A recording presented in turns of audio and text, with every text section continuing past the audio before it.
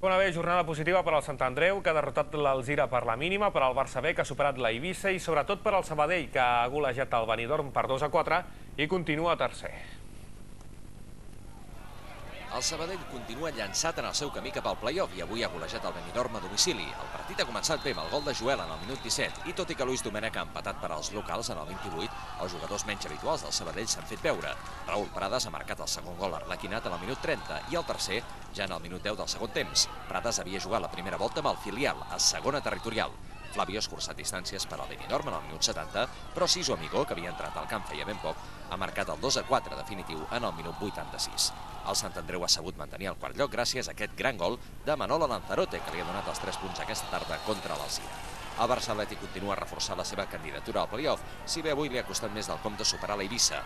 Els de Luis Enrique s'han hagut d'esperar fins al segon temps per certificar la victòria, però han recuperat el millor Benja, que amb els 2 gols d'avui ja en suma 4 aquesta temporada. A partir d'aquí, però, cap victòria més. El Badalona va fer un pas enrere a les seves aspiracions en caure al Reino de Navarra enfront de l'Osasuna B. Tampoc ha pogut guanyar el Lleida, però el seu empat a 0 al camp d'esports està contra l'Alcoià, el segon classificat de la categoria.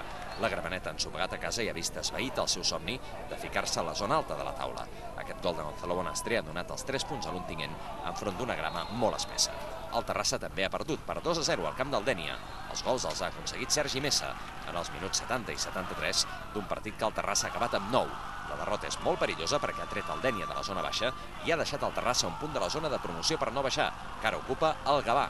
Els de Toni Llaveria van plantar cara al camp del Villarreal B i de fet es van avançar 2 cops en el marcador. Primer amb aquest gol de Queco en el minut 10, que va neutralitzar Matilla en el 30, i després amb aquesta rematada de Puigdollers quan s'havien jugat 5 minuts de la segona meitat. Però el conjunt local va prémer l'accelerador i va acabar capgirant el marcador gràcies a Juanfran en el minut 64, el gironí Joan Tomàs en el 79 i Chando, el Pichichi de la categoria, en el minut 86.